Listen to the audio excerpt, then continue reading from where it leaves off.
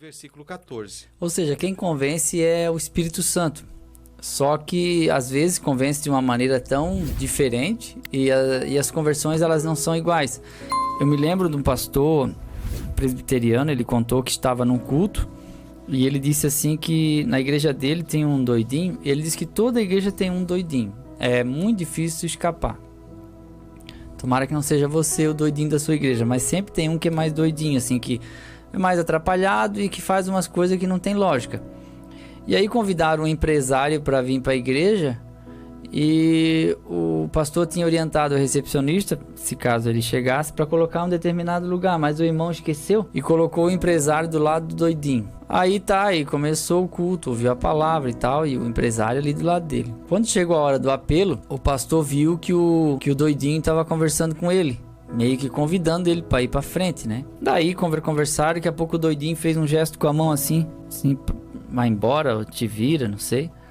Depois o pastor foi conversar com o doidinho para ver o que ele tinha falado. Aí ele disse assim: não, pastor, eu perguntei se ele tinha vontade de aceitar Jesus. Aí ele falou que não. Aí eu disse para ele: já que tu não quer aceitar Jesus, vai-te pro quinto dos infernos. E fez assim com a mão, entendeu? Vai pro quinto dos infernos. Aí o pastor ficou horrorizado, disse: esse homem nunca mais volta para a igreja. Passado algumas semanas, lá tá o homem de novo na igreja. Veio para frente, aceitou Jesus. Aí o pastor, preocupado, foi lá conversar com ele.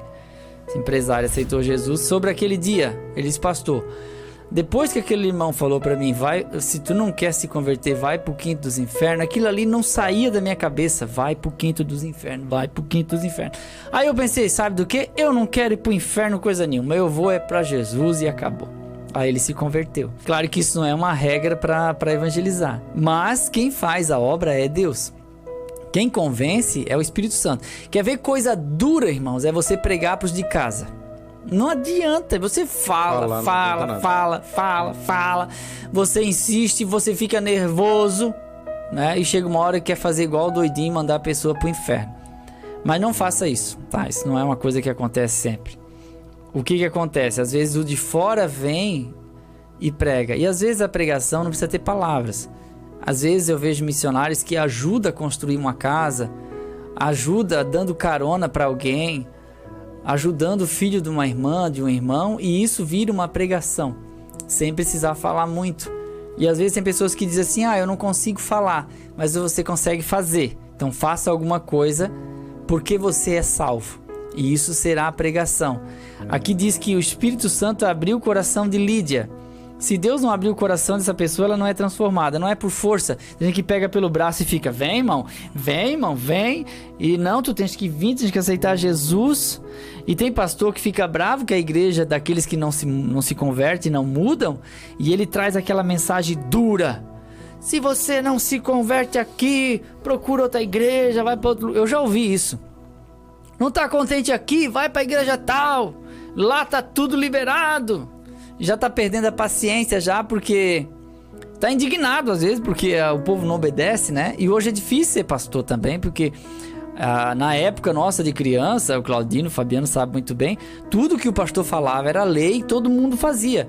Se alguém fizesse algo diferente, ele era isolado pelos demais e ele era obrigado a voltar e pedir perdão. Fala, hoje não, hoje o pastor chama a atenção do menino, o menino olha e diz: tu não é meu pai?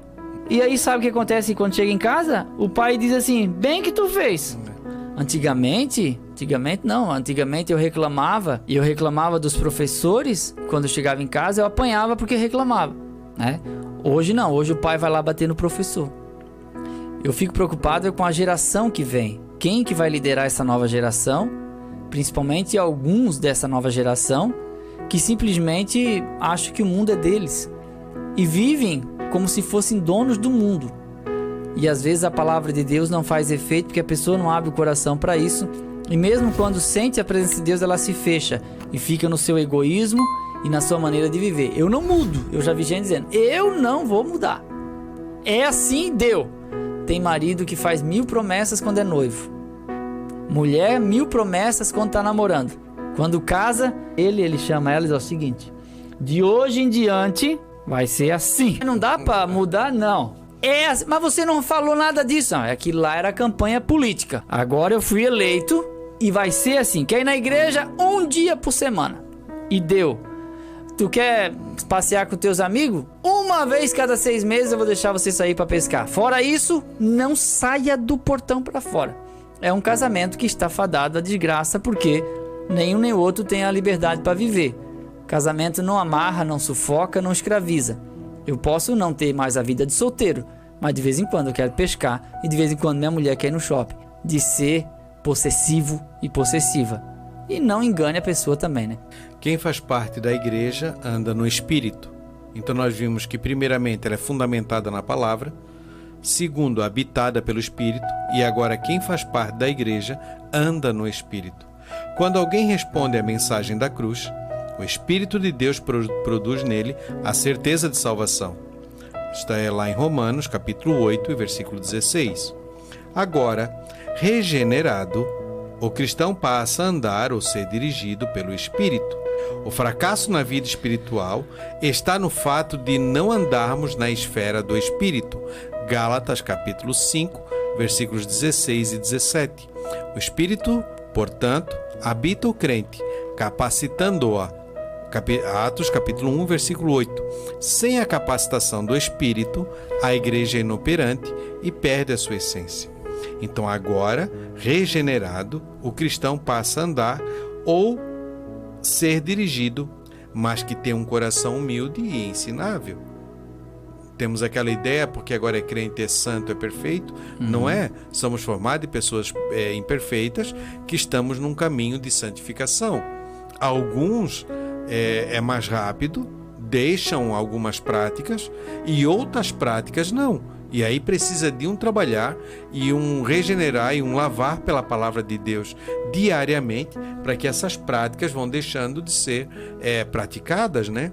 Se vem numa família que gostava da fofoca ou de sarcasmo, ou porque se achava superior a outros, agora precisa de todo um trabalho de educação que vem pela palavra de Deus, que vem transformando e vem abrindo o entendimento e os seus olhos para um novo andar na sua vida, né? Agora ele passa a considerar os outros melhores do que a si mesmo. E a família influencia muito, sabe? Muito. A forma como a gente é criado.